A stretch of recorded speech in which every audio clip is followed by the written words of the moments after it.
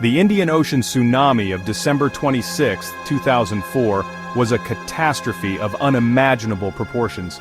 Triggered by a massive undersea earthquake, the tsunami ripped across the ocean, leaving a trail of devastation.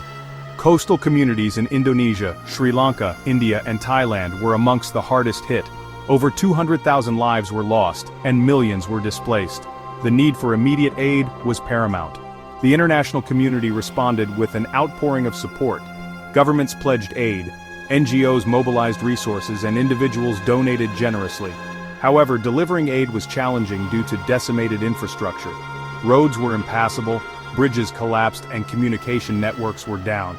The breakdown in law and order posed an additional challenge. Desperate circumstances led to looting and violence, hampering relief efforts. Blackwater, a private military contractor, was contracted to provide security for aid operations in Indonesia.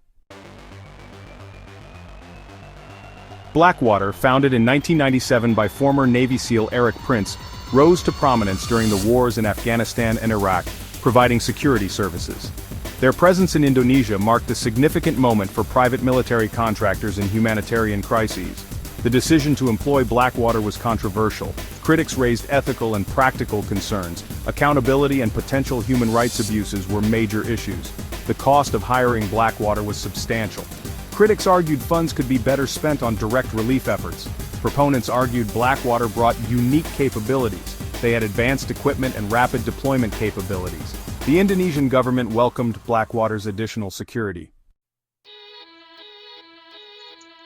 Blackwater's primary role in Indonesia was to secure transport routes and provide protection for aid workers operating in dangerous areas. With infrastructure in ruins, ensuring the safe passage of supplies was critical to reaching those in need. Blackwater teams established secure perimeters around key transport hubs, such as airports and seaports, and escorted convoys through high-risk areas. The presence of armed guards, while controversial, acted as a deterrent against looting and attacks on aid shipments. This allowed humanitarian organizations to deliver essential goods and services to affected communities more effectively. In addition to logistical support, Blackwater provided personal security details for aid workers, particularly those venturing into remote and unstable regions. Humanitarian personnel often found themselves in vulnerable positions, working long hours in difficult conditions. The risk of violence and criminality was ever present. Blackwater's operatives, trained in close protection techniques, provided a vital layer of security, allowing aid workers to focus on their mission without fear for their safety. Beyond immediate security provisions, Blackwater also conducted disaster response training for local security forces.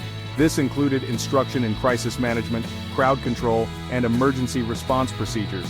The goal was to enhance the capacity of Indonesian authorities to manage the crisis and prepare for future emergencies.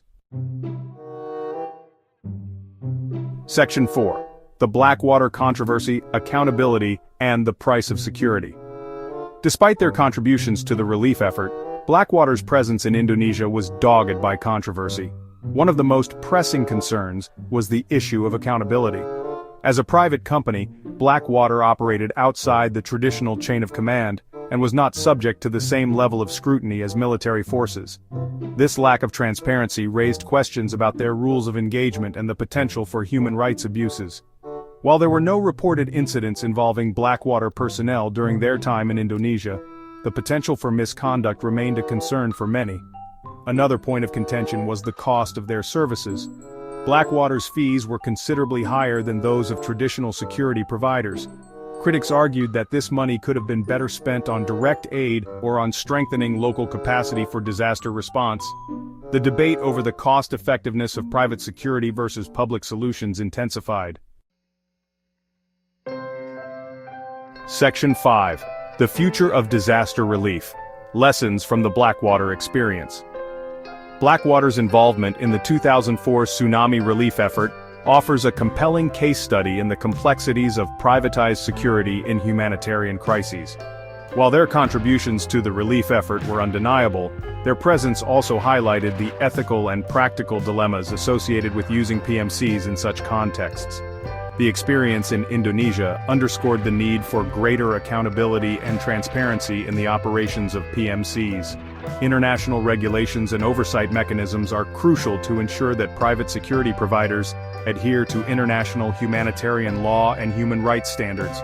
Furthermore, the cost-benefit analysis of using PMCs in disaster relief requires careful consideration. While PMCs can provide rapid and effective security solutions, their high cost must be weighed against the potential benefits of investing in long-term capacity building for local security forces. The 2004 tsunami response marked a turning point in the debate over the role of private actors in humanitarian crises. As the world continues to grapple with natural disasters and complex emergencies, the question of how to best leverage the capabilities of PMCs while mitigating the risks will remain a critical challenge for the international community.